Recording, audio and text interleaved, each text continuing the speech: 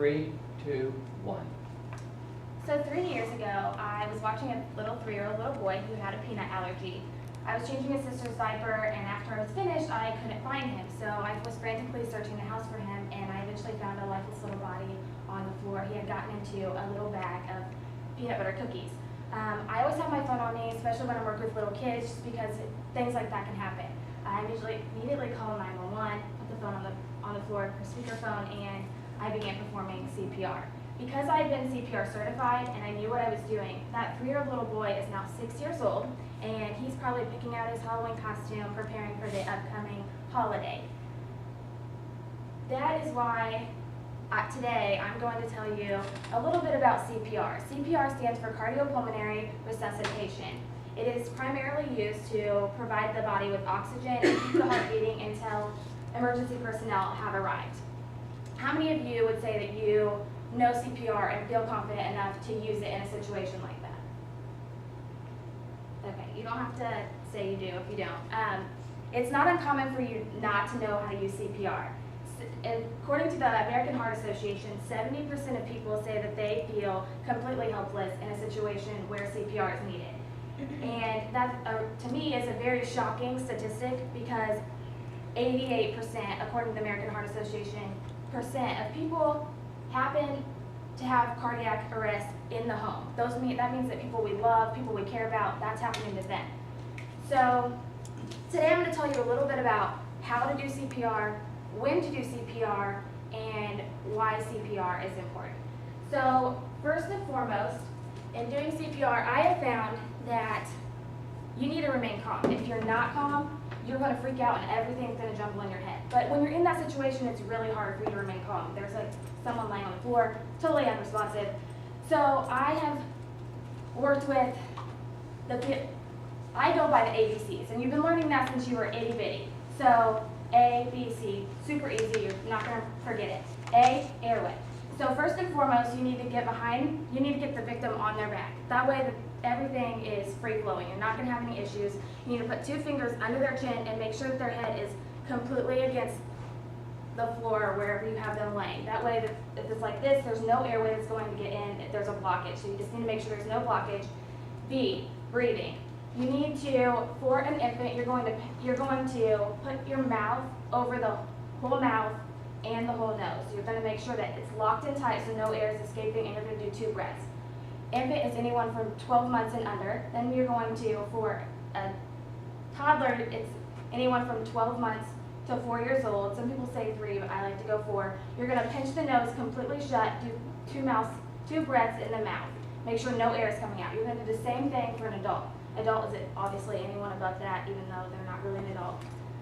Then 3 is compressions. You're going to want to make sure that you're then giving them compressions. This is one of the things that people mess up on the most. For children, you're going to want to do 2 fingers. That's it for infants, 12 months and under.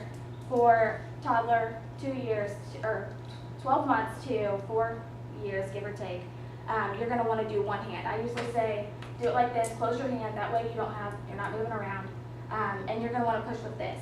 And then for an adult, anyone from 5 to whenever, you're going to want to do 2 hands. You put your 1 hand out, you're going to interlock your fingers, and you're still going to push with this part. To find where you need to push, you're going to want to put your hand around your fingers, about the belly button, go all the way up until you find the sternum. At the bottom of the sternum, that's where you're going to want to push. The most important thing, and the thing that people always do wrong, is that they don't lock their elbows. So always make sure that your elbows are locked. That way, when you're getting chest compressions, you're not like doing this, because you're not going to push as hard. You want to go all the way down. So it's really easy. Just remember airway, breathing, compressions.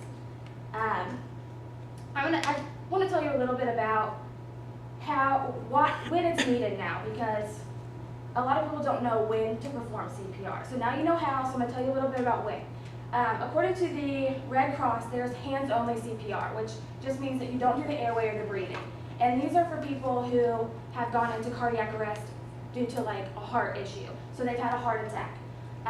Anyone that needs mouth-to-mouth, which is what I previously told you, they are going to, it's generally going to be children and infants. They are generally always going to need that, because this is anything that's related to breathing issues. So suffocating, drowning, choking, anything like that. If they've gone into cardiac arrest because of breathing, you're going to want to make sure you're doing mouth to mouth. So now you know a little bit about why you're doing CPR and you know how to do CPR, but I'm going to tell you a little bit about why it's important. I've already kind of given you a little bit of an example about why it's important because I've saved a little kid's life, but according to the Red Cross, 1/4 of Americans are faced in a situation where CPR has been needed. So that means 1 out of every 4 of you are going to be in a situation where CPR is needed. And like I mentioned earlier, by the American Heart Association, 88% of those people are going to need it in the home. So those are people we love, people we care about, and we're going to want to know how to save them.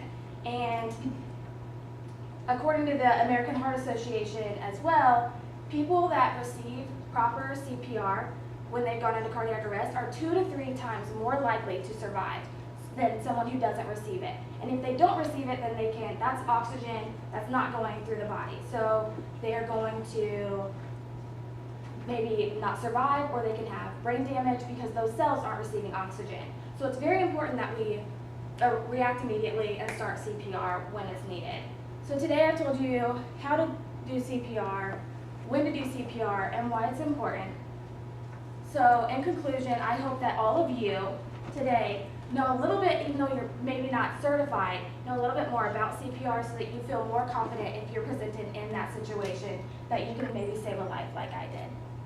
1, 2, 3.